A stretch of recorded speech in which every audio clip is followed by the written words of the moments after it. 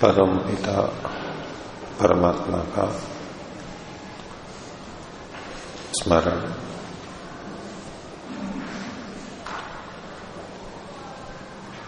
परम हितैषी सतत हितैषी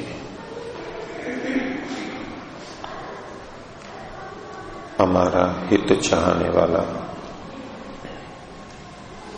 प्रणव ध्वनि।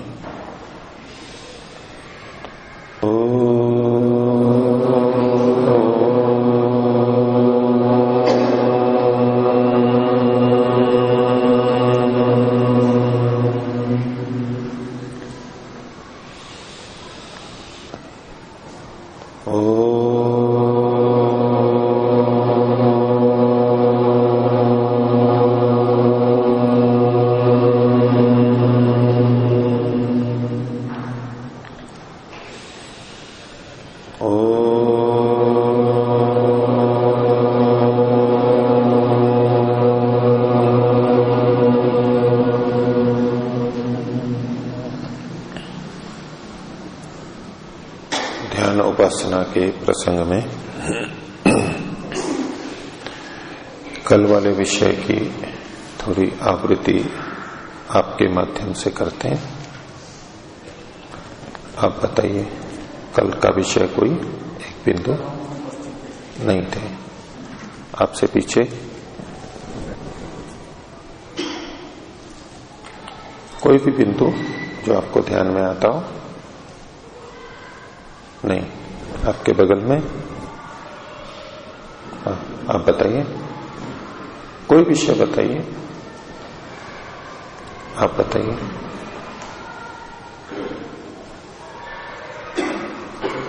ध्यान के विषय में बताया क्योंकि ध्यान करते वक्त और ध्यान करने के बाद व्यवहार में हम उसको उतारते हैं। ध्यान करते वक्त जो हमें आनंद मिलता है और जो के गुणों की जो गुणों का हम बखान करते हैं, अर्थ की भावना करते हैं, तो उसको व्यवहार में उतारने की कोशिश करते हैं। बैठिए, थोड़ा और स्पष्टता से मूल बिंदु पे आप बताइए। ध्यान उपासना में हमको वृद्धि करनी हो तो हमको पहले से ही सोचना चाहिए और तैयारी करनी चाहिए। सोचते रहे तो हमारा इस तरह की क्या तैयारी, क्या बिंदु कल बताया था इस विषय में? आप ठीक पहुंच रहे हैं? उसको थोड़ा और स्पष्टता से बताइए। बैठिए। ध्यान उपासना में हम बैठते हैं तो दो तरीके से बैठ सकते हैं। दो बातें रखी थी, कोई बताएंगे आप में से? बताइए।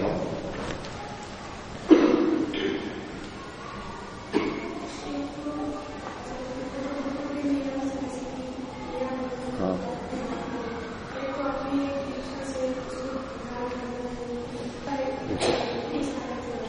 बैठिए। दो तरह की प्रवृत्ति होती है। एक तो हमें उत्सुकता है, इच्छा है कि हमें एकाग्र होना है, हमें उस आंतरिक शांति का अनुभव करना है, अनुभूति को लेना है, हमारी रुचि होती है। जैसे भोजन में होती है, भोजन करने जाते हैं भोजनालय में, पहले से सोचते हैं आज ये बनेगा, ये सब्जी बनेगी, अच्छा लगेगा, दूध पिएंगे, फल खाएंगे, उसकी अनुभूति हमारे मन में होती है। उत्सुकता से जाते हैं, रुचि होती है हमारी, तो एक अलग बात है। और एक बिना इच्छा के जाना पड़े कहीं तो भोजन तो करेंगे लेकिन अच्छा नहीं लगेगा। तो ध्यान उपासना में भी हम दो तरह से जाते हैं। एक रुचि से, गुरुकुल का आश्रम का नियम होते हुए भी हमारी रुचि बन गई है, हम इच्छा से जा रहे हैं। और एक है कि हमारी इच्छा नहीं है लेकिन नियम वशात हम जा रहे हैं। तो यदि हमारी दूसरी स्थिति है, हम नियम वशात ही बैठ रहे हैं, तो हम अधिक गहराई से नहीं जा पाएंगे। यंत्रवत बैठ रहे हैं, औपचारिकता पूरी कर रहे हैं। तो यदि ध्यान उपासना का आनंद लेना है तो हमें अपनी स्थिति को धीरे धीरे बदल करके उपासना के प्रति रुचि, उन स्थितियों की अनुभूति की इच्छा, वो हमें मन के अंदर बनानी होती है। ठीक है, प्रारंभ में ये एक बात हुई थी। और कोई बात आप में से? आप बताइए, 5 संख्या पे जाइए, बताइए, कुछ भी बताइए। आप थे कल? बताइए। नहीं, पीछे नहीं, उनसे पीछे कुछ भी बताइए, संकोच नहीं करना है। आपसे गलत भी बोला गया, कुछ हो गया तो कोई डांट नहीं पड़ने वाली आपको, कोई कुछ नहीं होगा, कोई बात नहीं। हाँ, थोड़ा सा तेज बोलिए। हाँ, ध्यान उपासना का क्या बताया? मेरे को साफ सुनाई नहीं दिया। नहीं, बैठिए बैठिए। आप में से किन्हीं को सुनाई दिया हो उनकी बात, वो जो कहना चाह रही है, कोई और अभिव्यक्त करेंगे इनकी बात को? नहीं। अच्छा, इधर से आप बताइए, तीसरी संख्या पे जो है।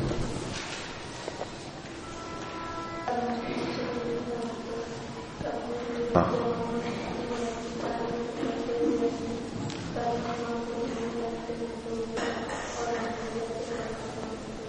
ठीक है, बैठिए। अच्छा बताया। तो विषय दूसरा था कल, उपासना शब्द पे केंद्रित था। उपासना का मतलब है निकट बैठना। तो किसके निकट? तो 2 बातें आई थी, एक परमात्मा और एक आत्मा। आत्मा की निकटता की बात हम बाद में करेंगे, अभी परमात्मा की बात थी। तो परमात्मा से किस तरह की निकटता हम चाहते हैं? जो निकटता नहीं है वो निकटता हम चाहते हैं। देश की निकटता हमारी है ही, काल की निकटता भी हमारी है परमात्मा से। तो दूरी कहां पर थी? विचारों की दूरी थी। हमारे मन में परमात्मा का भाव नहीं रहता या कम रहता है। उसको जब हम ले आते हैं तो ये हमारी निकटता कहलाती है। तो विचारों से निकटता होती है, इसका कोई लौकिक उदाहरण देंगे? इसमें इधर से 3 छठी संख्या पे जाए जी, आप बताइए। हाँ, जो वैचारिक निकटता की बात है कि भी परमात्मा से हमारी वैचारिक निकटता होनी चाहिए, इसका कोई लौकिक उदाहरण?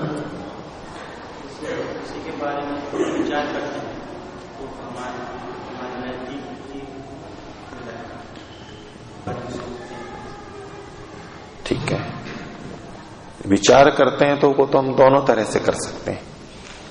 किसी से हमारी शत्रुता है, विरोध है, विरोधी है हमारा, उसके बारे में भी विचार कर सकते हैं। उसको निकटता नहीं कहा जाता उस तरह की। इसके लिए कोई और उदाहरण दीजिए। जैसे 2 मित्र हैं, माता पिता के प्रति हैं, बैठिए। वैचारिक रूप से जब हम निकट होते हैं, शरीर से भले ही दूर दूर हों, परिवार के लोग एक कहीं रहता है, कोई कहीं रहता है, होता है, लेकिन विचारों से एकता रहती है।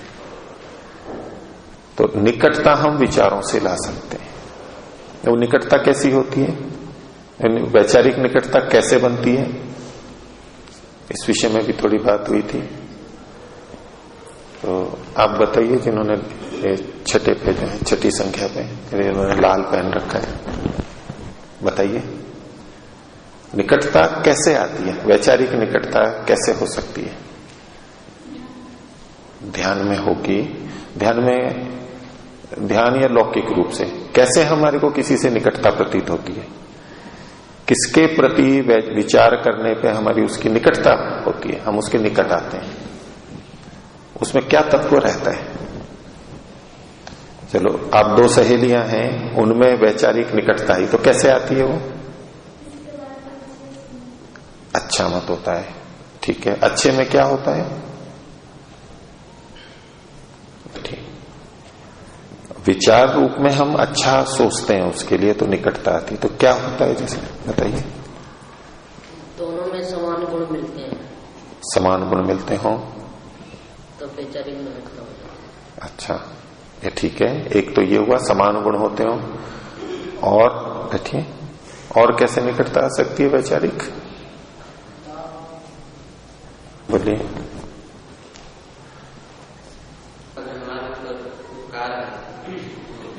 जो सृष्टि बनाया है और इतनी जो उनकी बनाए हुए चीजों में, ठीक है, इतना पर्याप्त है। बैठिए बैठिए बैठिए। उपकार, दूसरे के द्वारा हमारा जो हित किया गया वो ईश्वर पे ही नहीं, मनुष्यों पे भी घटेगा, उससे हमारे को निकटता होती है जब हम ये विचार करते हैं। लेकिन उन्होंने बताया हमारे गुणधर्म समान हो तो भी निकटता आती है, और वो हमारा हित करता हो, उपकारों को करते हैं, स्मरण करते हैं तो भी निकटता आती है। अच्छा, जो विचारों की समानता होने से निकटता आती है, तो समानता होने से निकटता क्यों आती है? विचार समान होने से जिनके हमारे विचार मिलते हैं उनमें निकटता क्यों आती है? कोई भी जो भी बोलना चाहे हाथ खड़ा करेंगे। विचार समान होने में निकटता क्यों आती है? आपसे भी पूछ सकते हैं दोबारा, क्यों आती है? आप ही में से बोलिए। इतना तो है ना, विचार समान होते हैं तो निकटता आती है, क्यों आती है? पीछे से कोई नहीं, आप बोलिए। सही है, बैठिए। देखो, विचार समानता तो गलत लोगों में भी होती है। बैठिए, अभी ऐसे नहीं बोलो, अभी रुको। देखो, हम केवल इतना देखेंगे कि विचारों में समानता होती है तो निकटता आती है, ठीक बात है। अब आपने अच्छे संदर्भ में लिया कि वो अच्छा होता है इसलिए हमें निकटता आती है, तो दुष्ट लोगों में भी तो विचार की समानता होती है तो उनमें भी निकटता आती है। अच्छा, सज्जनों में हो चाहे दुष्टों में हो, किसी में भी हो, लेकिन विचार समान होने पर निकटता क्यों आती है? हमारे संदर्भ में, उपासना के संदर्भ में तो अच्छे ही होंगे, लेकिन वैसे भी देखते हैं तो मूल तत्व क्या है? क्यों हमारे को आत्मीयता लगती है, समानता क्यों लगती है, समानता होने पे निकटता क्यों प्रतीत होती है? हाँ, पीछे।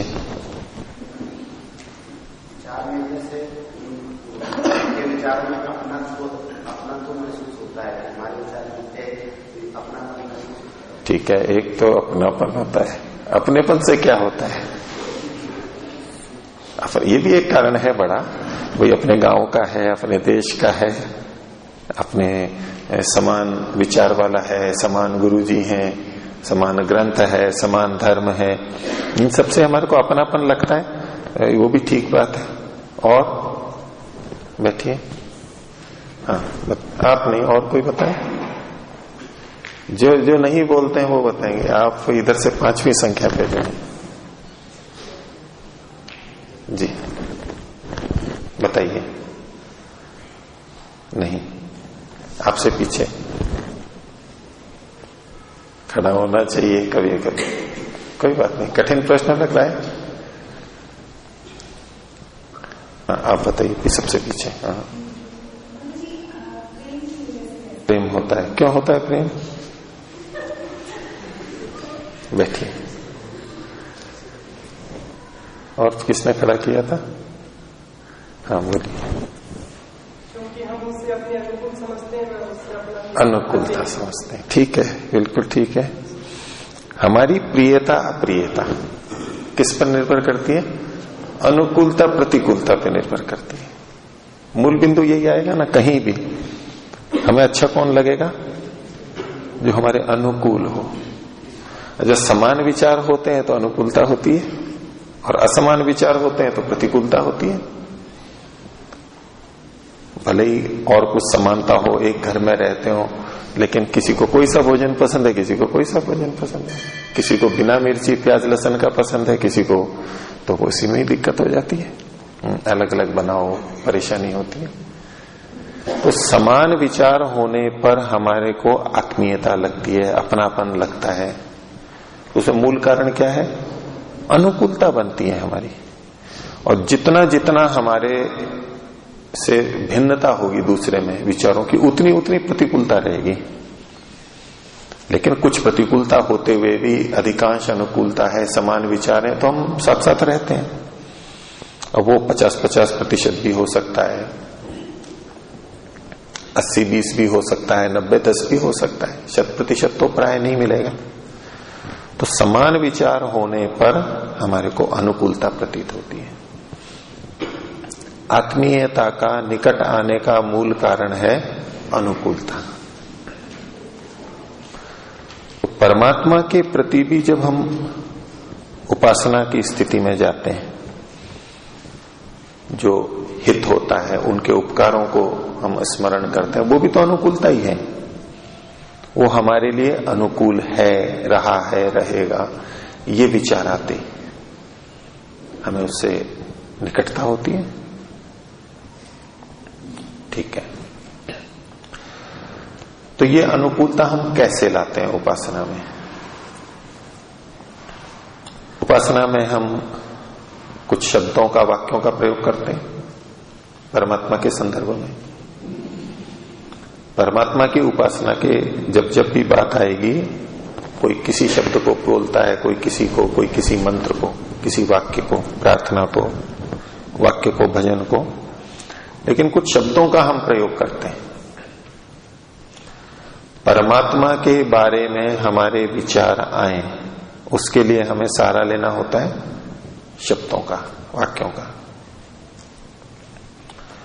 किसी भी शब्द को बोलते हैं तो उससे संबंधित अर्थ हमारे मन में आ जाता है या नहीं? आता है। अभी आप जो भी सोच रहे हो, मैं कौन सा शब्द बोलूंगा आपको नहीं पता, मैं एक एक शब्द बोलूं तो अंदर क्या अंतर आता है? केवल शब्द ही रहता है या कुछ और भी रहता है? अब मैं एक शब्द बोलने वाला हूं, अभी आपके मन में जो भी है, जिसके गाय कुछ आया मन में? स्वामी जी, जो भी हो, जिनको जिनकी स्मृति है।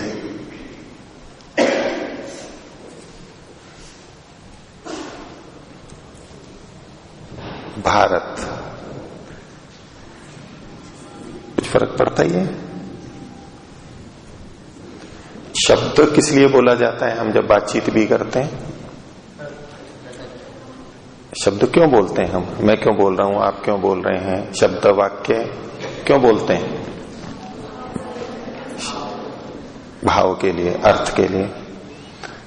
केवल शब्द के लिए तो कोई नहीं बोलता, वाक्य के लिए नहीं बोलते।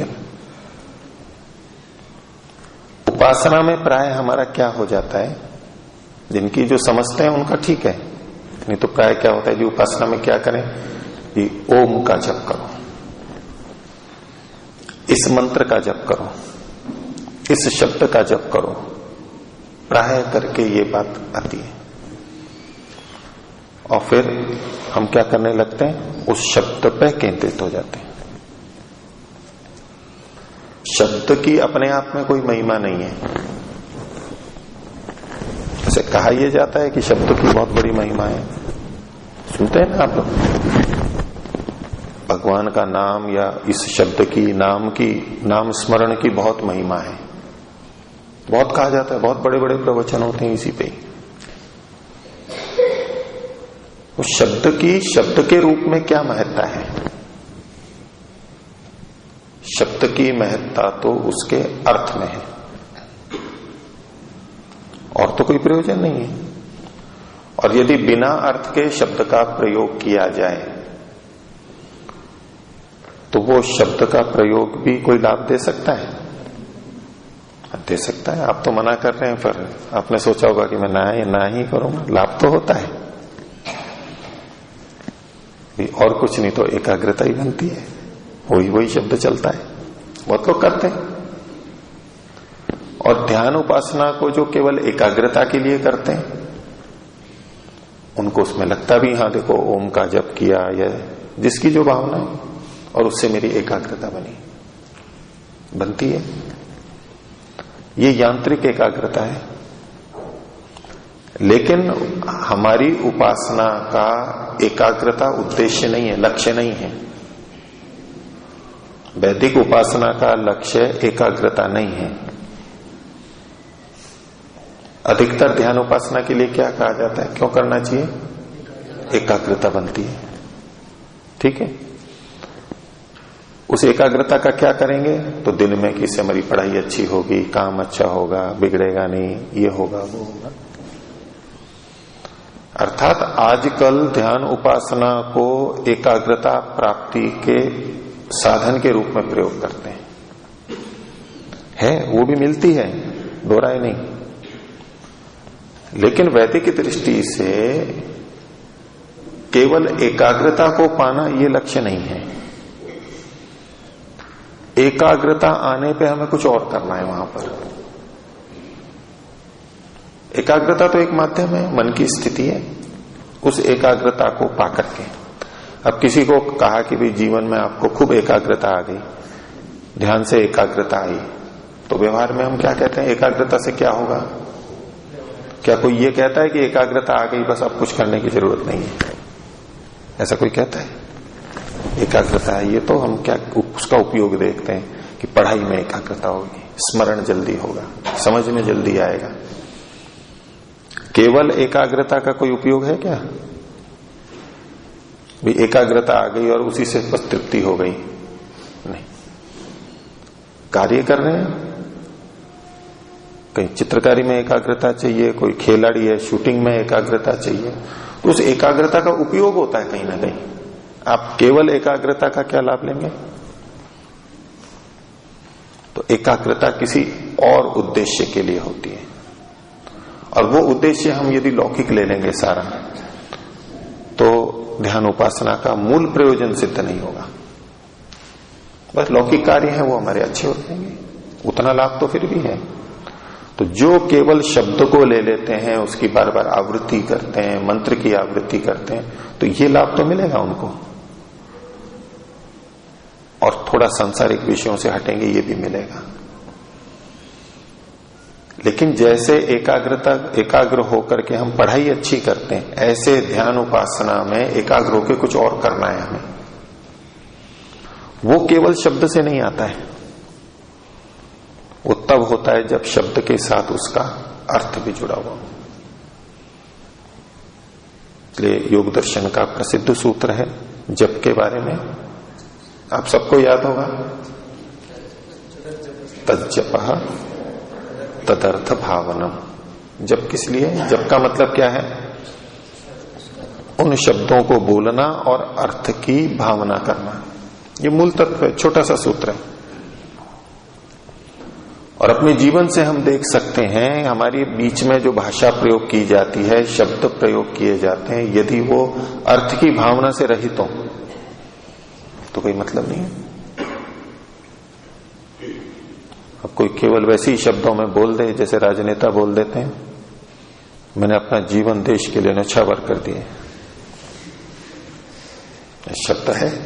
अब ये तो अर्थ भी है उसका, लेकिन एक देशभक्त बोलता है इसी वाक्य को, एक वैसे ही स्वार्थ के लिए जो राजनीति करना चाहता है, सत्ता चाहता है, वो भी व्यक्ति इसी को बोलता है लोगों को बहकाने के लिए। और राष्ट्र दो ही हैं, वो भी अपने इस प्रयोजन की सिद्धि के लिए इसी वाक्य को बोलेंगे। अर्थ तो कुछ न कुछ है उनके मन में, लेकिन फिर भी बहुत बड़ा अंतर है। तो परमात्मा के शब्दों को बोलना, वाक्यों को बोलना और अर्थ की भावना करना, ये अर्थ की भावना मुख्य है। जप अपने आप में मुख्य नहीं है। कितनी बार बोले संख्या में गणना करने लगते हैं, मालाएं गणना करने लगते हैं, वो उतना मुख्य नहीं है।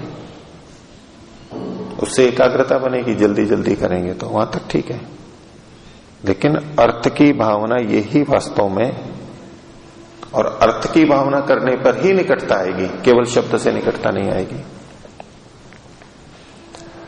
अब जब हम ध्यान उपासना को केवल एकाग्रता के रूप में ही लेते हैं, तो हम मान लीजिए 15 मिनट बैठे, आधा घंटा बैठे, 1 घंटा बैठे, तो मन में क्या है, प्राय शिकायत रहती है, जी मेरे तो विचार ही आते रहते हैं,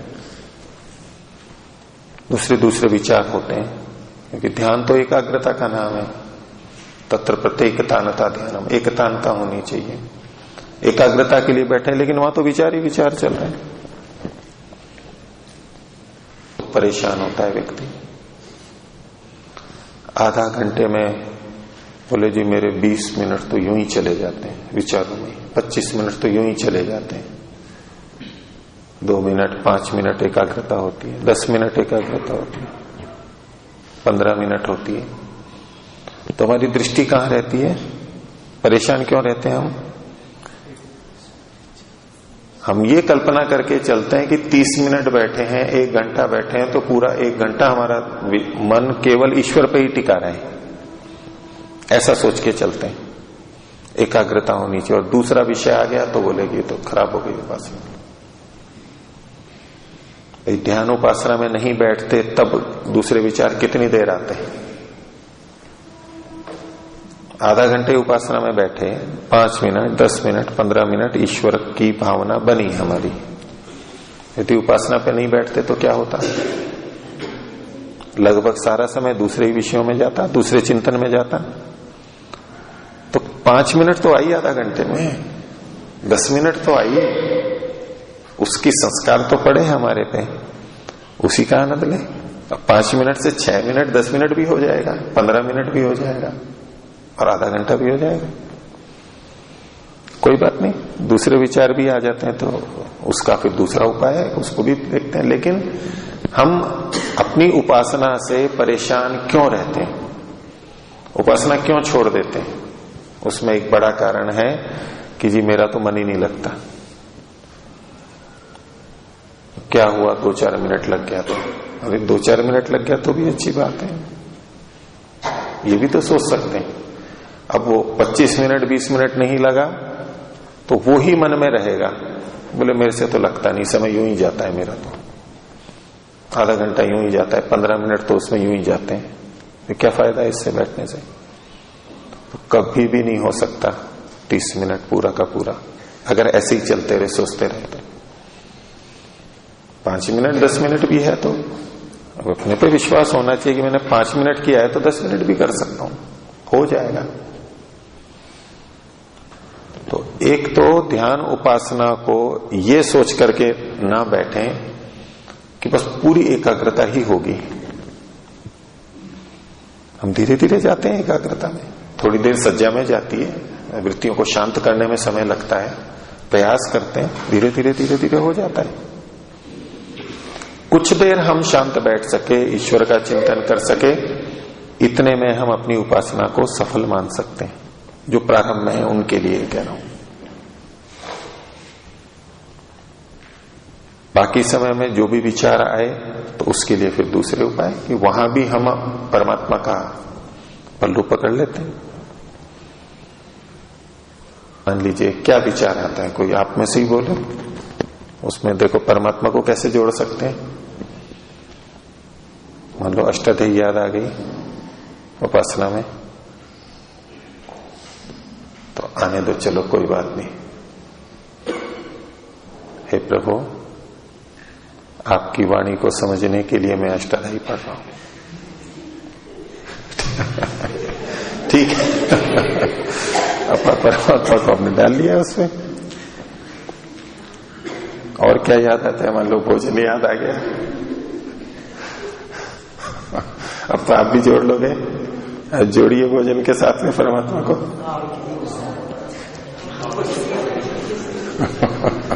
बोलिए कितनी तरह से आप भोजन के साथ जोड़ सकते हैं? एक एक बोलेंगे, सबसे पता नहीं लगेगा। हाथ खड़ा कीजिए। आपकी उपासना मैं आगे भी करता रहूं तो मेरे को अच्छा भोजन मिलता रहे, मैं अच्छा भोजन कोई आपत्ति नहीं है।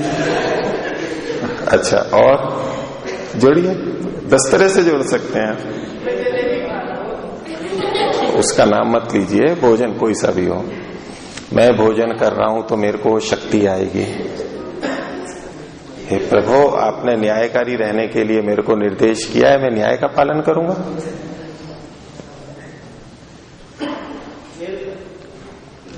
खेल पे भी जोड़ लो आप, भगवान तो तरीका तो आपको आ ही गया। जिस समय शुद्ध रूप से परमात्मा का ध्यान आता है तो करते रहिए।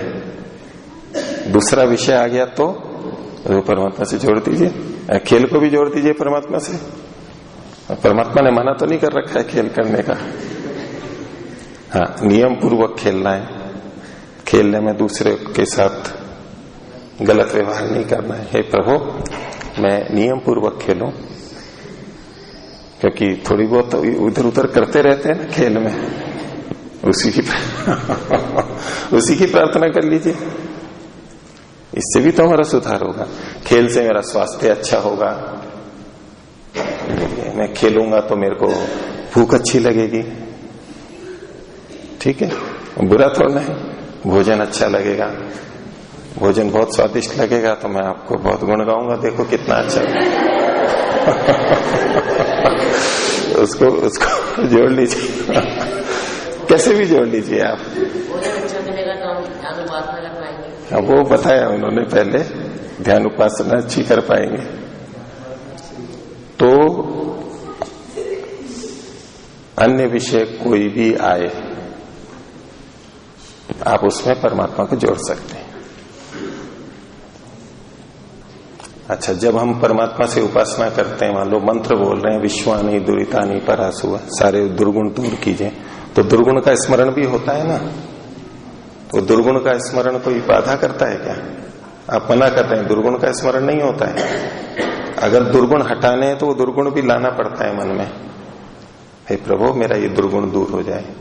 तो दुर्गुण का स्मरण कोई उपासना में बाधक बनता है क्या? कोई बात नहीं। कोई गलत विचार भी आ गया है तो उसमें भी परमात्मा को जोड़ दीजिए।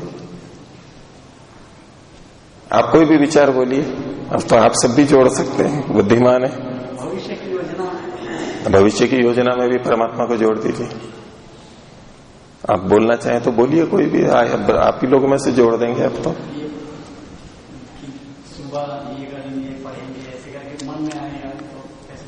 उसका उदाहरण दीजिए, मन में क्या आया भविष्य का?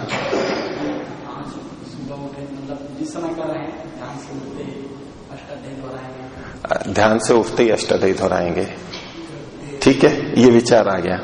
अब एक दृष्टि से हम देखेंगे तो ये उपासना से बाहर की विषय है, हम कहेंगे चंचलता हो गई। अब इसमें परमात्मा को आप में से जोड़ दीजिए, नहीं तो मैं जोड़ के बताता हूं। अष्टाध्यायी पे, अष्टाध्यायी का तो जुड़ भी गया था भाई। हे प्रभु, में आगे जाके मतलब आप अष्टाध्यायी याद करोगे तो बोले परमात्मा, मैं अष्टाध्यायी को खूब अच्छी तरह से याद कर लूं।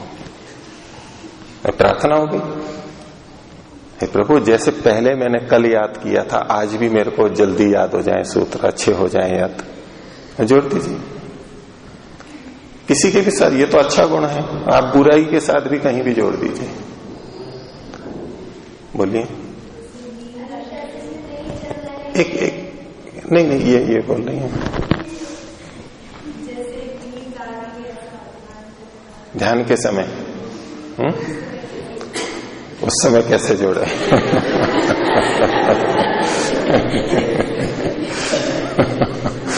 आप नींद के परमात्मा के कि देखो, जैसे माँ की गोद में सोते तो बहुत अच्छा लगता है,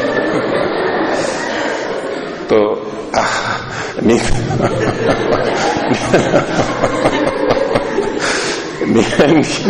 नींद के गुण सोच लीजिए कि प्रभु, आपने देखो कैसी अच्छी नींद पैदा की है।